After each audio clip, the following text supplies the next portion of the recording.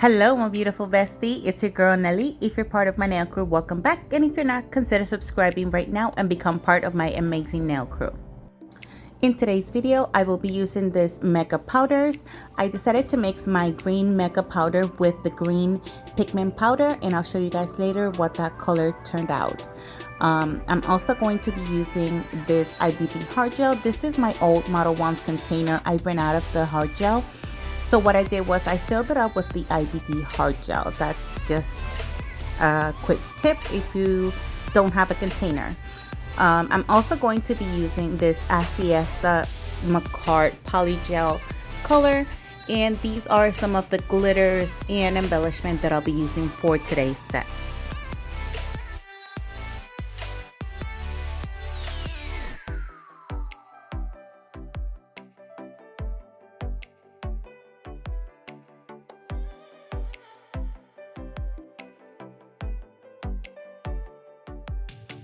These are the tips that I'll be using for today's set. These are the 2XL Coffin tips. I bought this one off of AliExpress. I'll make sure to leave a link in my description box. Also, these are some of the rhinestones that I'll be using for today's design.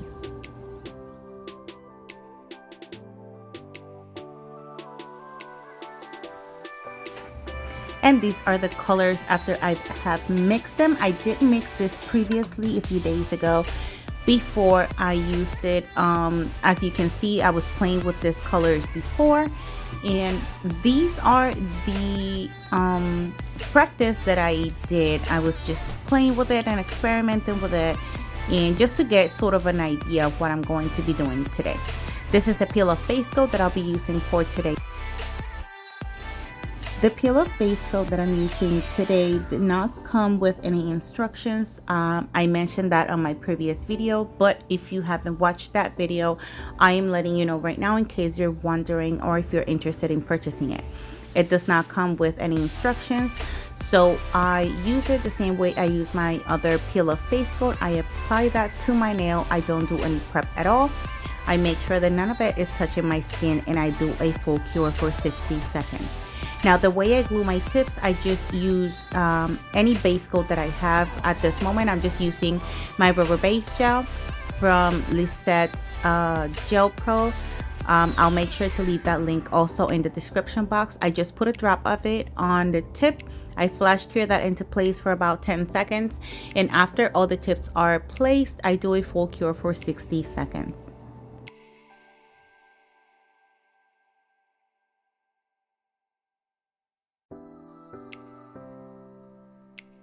Now I'm going in with that rubber base gel, and I'm applying that to my natural nail all the way down to my tips, and then I do a full cure for 60 seconds.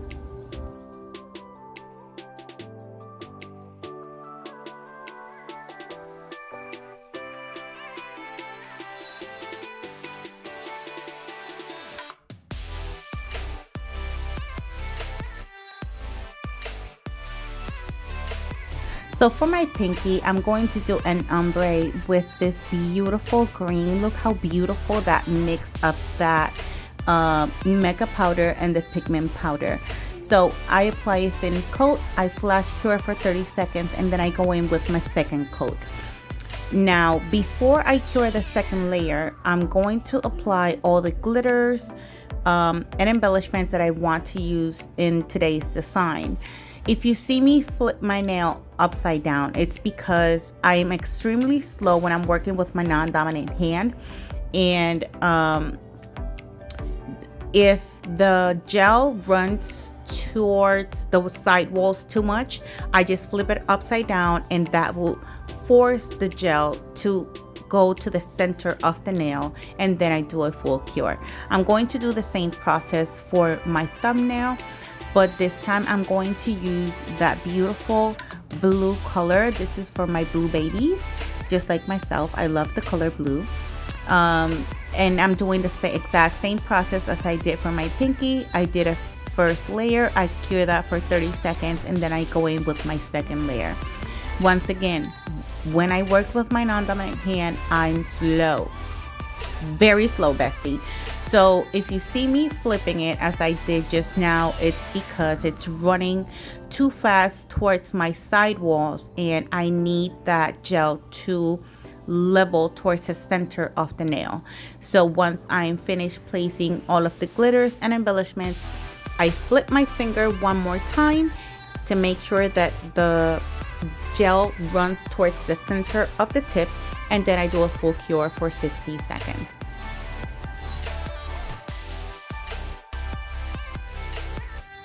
For my index finger and my ring finger, I'm going to do the exact same design. I'm doing a marble with both colors, and I do add, instead of glitters or embellishments, I do decide to add at the last second some gold foils. So every time you see me flip the finger upside down, you already know I'm trying to level that gel towards the center of the tip before I cure.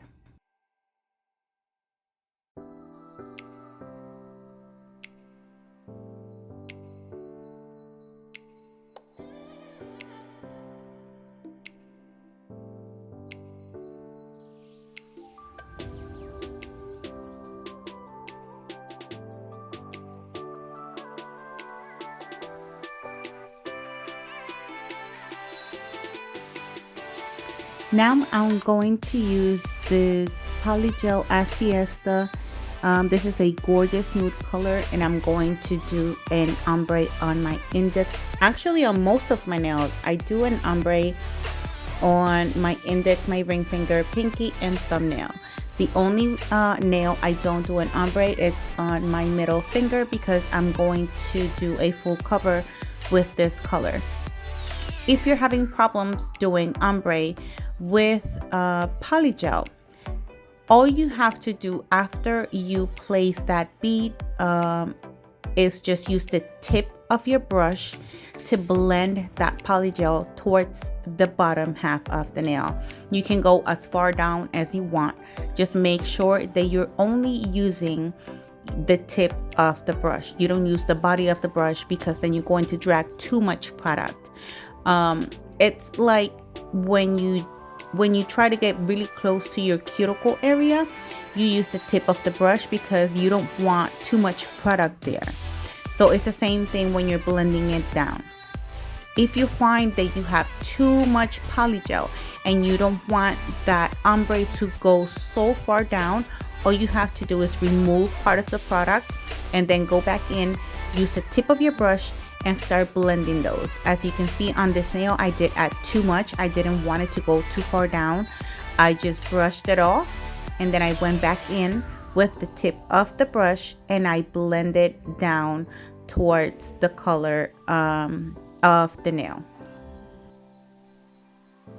Once you finish blending that bead, this is what it should look like.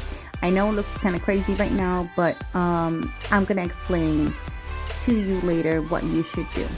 So for my middle finger, I am going to do a full cover of this Siesta color, and the way I do this is doing the 2-bead method. It is my favorite method to do. It is super simple to do. I recommend this to anyone practicing with polygel. Polygel is an awesome product, but it requires practice. So what you're going to do is, after you place a bead onto the nail, you're going to pat the product to spread it throughout the nail. Once the product is completely spread, you're going to brush because you don't want a lumpy surface. Once you get the product to your liking, you're going to you can do a full cure, or you can do a 30-second cure, and then you go in with your cuticle bead.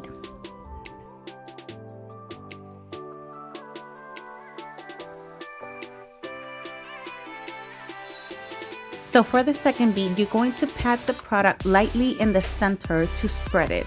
Once it's spread, you're going to work around that bead. You're no longer going to touch the center of the bead. You're going to work on your cuticle area, and then you're going to blend the bottom of that bead down. The reason why you don't touch the center of the bead anymore is because that is your apex, and you don't want the nail to be too thin. Also, you don't want it too thick, so if you do happen to apply too much product, of course, I definitely recommend you dragging that further down. Now, for my cuticle area, if you're new to polygel, all you need to do is use the tip of the brush. This will help you prevent you flooding your cuticle with the polygel. And now you're going to see me blend that bead down. It's the same process as if you were doing an ombre. It is super simple to do. It only requires practice. Now, I did this nail a little bit thinner on purpose. This nail is going to be the purpose of this nail is what I'm trying to say. The purpose of this nail is going to hold my rhinestones. So I do have a trick, and I'm going to explain that later. After I'm finished with the placement, I'm going to do a full cure for 60 seconds. Now I'm gonna go in with that hard gel to encapsulate. When you encapsulate, you're also going to level the surface of the nail. I know it looked kind of crazy earlier. That's why I usually try to show a side view of the nail, because I want you to see what it should look like. I know it looks crazy, but this is where encapsulation does its trick.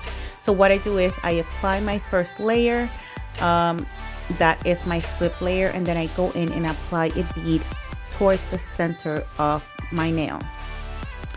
Once that is completely spread, I turn my finger upside down before it runs too far towards the sides, and then I flip it back to make sure it's nice and leveled out. Once that's leveled out, I do a full cure for 60 seconds. So right now you're going to see me repeat the same process.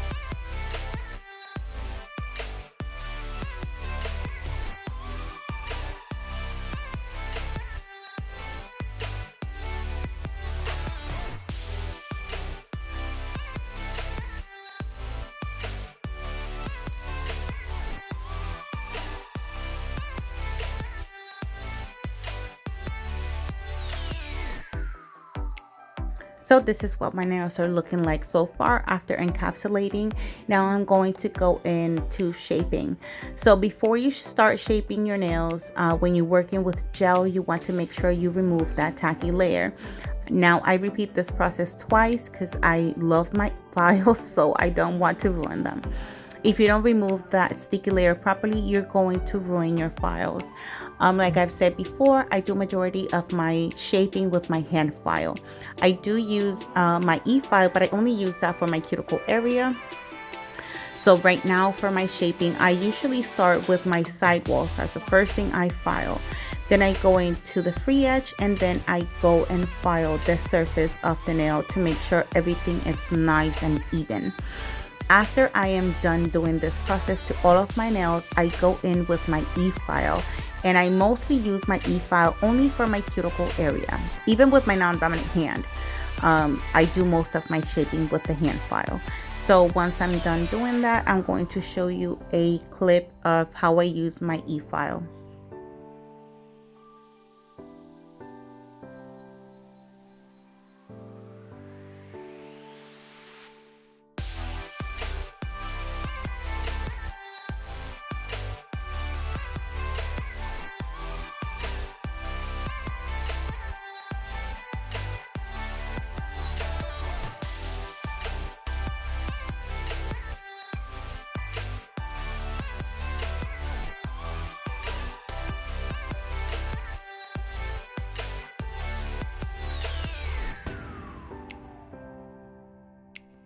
So like I said before, I use my e-file mostly for my cuticle area.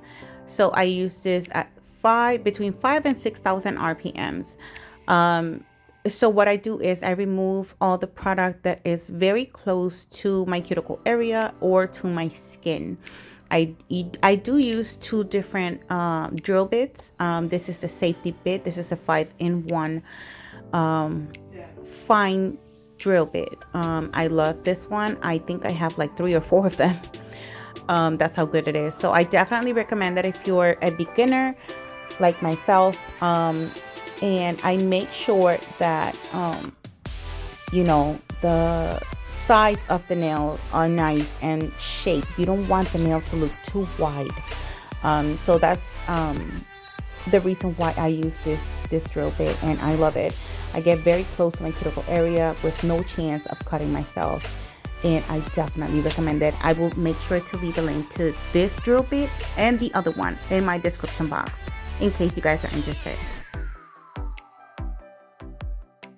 So while I continue to clean my cuticle area, I do want to take this moment and give a quick shout out to all of my nail sisters. You guys are amazing. I love you all so very, very much. Thank you guys for being so supportive and so amazing with me. Also, a huge shout out to everyone who comments on my videos.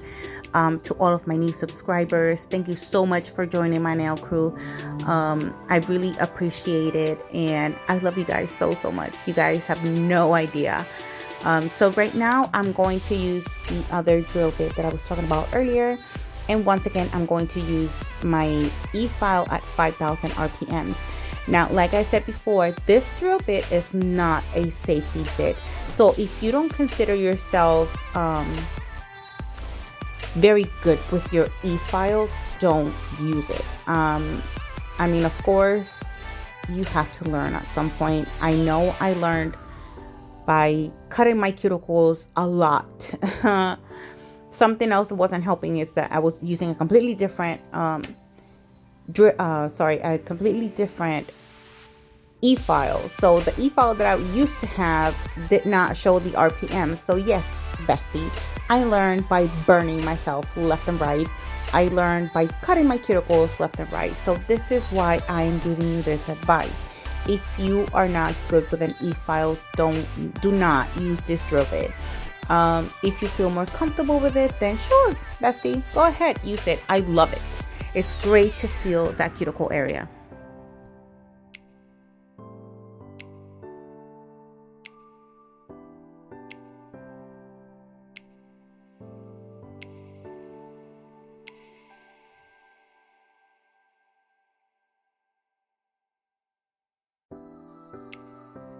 Another thing I want to mention, bestie, the colors. I don't know why the camera does not do justice to how beautiful these colors are.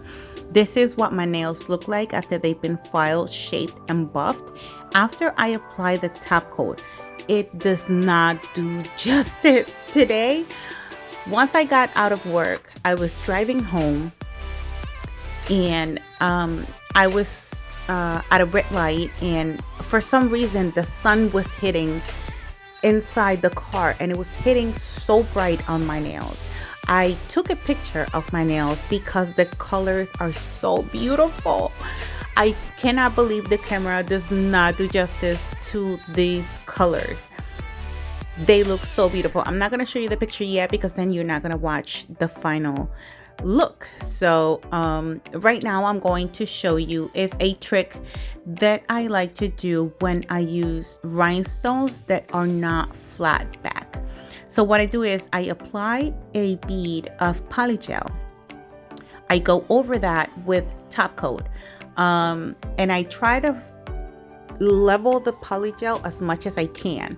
Now, the reason I do this is whenever I'm going to use embellishments as accessories on my nails and not encapsulating them, as I'm going to show you right now, it's great for that.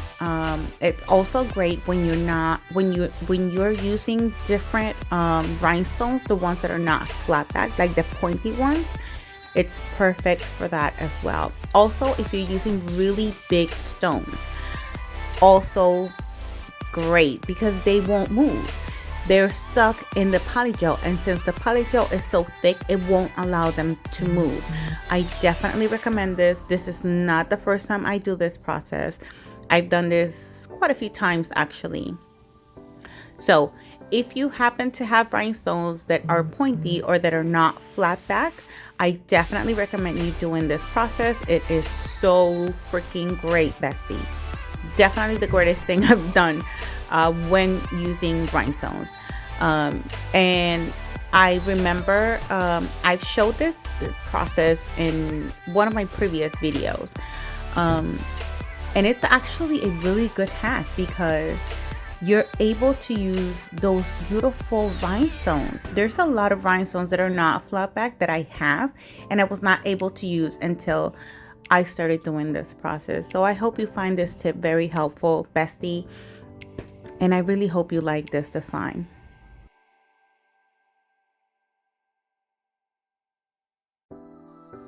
So here's the finished look. I hope you guys enjoyed watching today's video.